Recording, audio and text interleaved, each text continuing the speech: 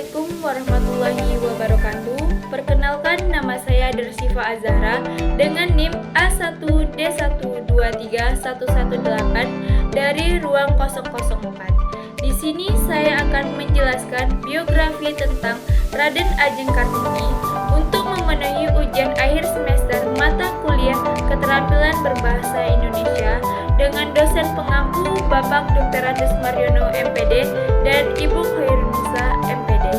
Baiklah, berikut videonya. Raden Ajeng Kartini lahir pada 21 April 1879 di Jepara, Jawa Tengah pada masa penjajahan Belanda di Indonesia. Raden Ajeng Kartini merupakan anak dari Raden Mas Sosroningrat, seorang bupati Jepara, dan masuk ke dalam keluarga priai yang terkenal. Sejak kecil, Raden Ajeng Kartini dan kakak perempuannya, Reok ini diajarkan untuk menguasai berbagai ilmu pengetahuan seperti membaca, menulis, dan bertutur. Namun, seperti kebanyakan wanita zaman itu, Raden Ajeng Kartini harus mengikuti tradisi yang ada. Beliau harus melakukan pelajaran di dalam rumah dan tidak diizinkan berinteraksi dengan dunia luar. Sepanjang masa remaja, beliau merasakan kekangan dalam peran seorang wanita di masyarakat. Teman Kartini banyak menikah muda dan mereka terjebak ke dalam pola pikir yang terbelakang dan tidak dapat mengembangkan potensi mereka. Raden Ajeng Kartini lahir dalam keluarga bangsawan Jawa yang memiliki tradisi yang kental terkait dengan norma dan sosial budaya Jawa. Pada usia 12 tahun, Raden Ajeng Kartini pertama kali dipaksa untuk tidak melanjutkan pendidikan. Formal kebijakan ini membuatku merasa terkekang dan sangat tidak adil. Ia merasa ada ketidaksetaraan gender dalam masyarakat. Namun, ia tetap berusaha belajar dengan membaca buku-buku di perpustakaan milik ayahnya. Ia membaca buku-buku tentang kesetaraan gender serta perjuangan emansipasi wanita di luar negeri.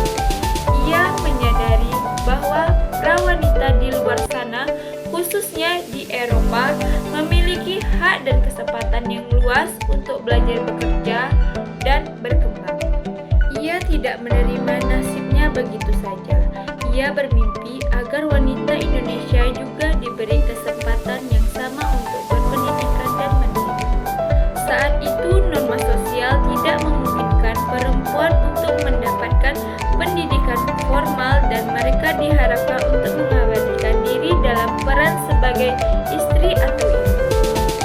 Tetapi Raden Ajeng Kartini menencam norma-norma sosial yang membatasi perempuan dan mendukung hak perempuan untuk mendapatkan pendidikan yang sama seperti laki-laki.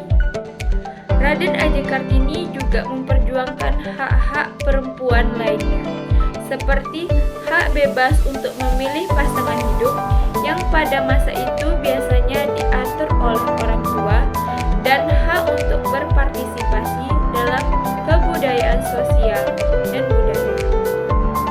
Ia memanfaatkan kehidupan di Jepara dengan menulis surat-surat kepada teman-teman di Belanda, khususnya kepada Rosa Abendanon yang banyak mendukungnya. Dari buku-buku, koran, dan majalah Eropa, Kartini tertarik pada kemajuan berpikir perempuan Eropa. Timbul keinginannya untuk memajukan perempuan pribumi karena ia melihat bahwa perempuan pribumi berada pada status sosial yang rendah. Di dalam surat-surat itu, ia mengungkapkan pemikirannya tentang pentingnya pendidikan dan hak-hak wanita. Tidak hanya itu, ia juga membuka sekolah untuk perempuan Jawa di rumah ayahnya yang kemudian dikenal sebagai Sekolah Kartini. Di sana ia memberikan pengetahuan dan keterampilan kepada anak-anak perempuan agar mereka dapat mandiri dan mengangkat martabat seorang wanita. Pada tanggal 17 Februari 1902, ia menikah dengan Raden Adipati Djojo Adiningrat, seorang bangsawan Jawa. Ia melanjutkan perjuangan dan berusaha membawa perubahan bagi perempuan Indonesia, terutama dalam pendidikan dan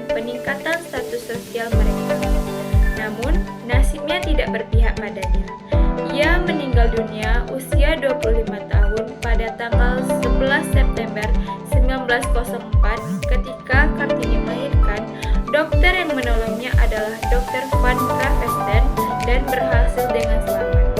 Selama 4 hari pasca melahirkan, kesehatan Kartini baik-baik saja. Setelah ia tiada, surat-suratnya diterbitkan dengan judul Habis Gelap Terbitlah Terang yang menjadi inspirasi banyak perempuan Indonesia untuk memperjuangkan hak-hak mereka. Meskipun hidup Raden Ajeng Kartini singkat, semangat dan perjuangannya tidak pernah padam. Ia dikenal sebagai pahlawan nasional Indonesia yang berjuang untuk emansipasi wanita dan hari lahirnya diingat sebagai Hari Kartini. Kesimpulan dari cerita tentang Raden Ajeng Kartini adalah bahwa ia adalah seorang pahlawan nasional Indonesia yang berjuang untuk kesetaraan gender dan pendidikan bagi perempuan. Kartini menginspirasi banyak orang dengan semangatnya yang gigih dan tekadnya untuk melawan ketidakadilan sosial yang dihadapi oleh perempuan pada masanya.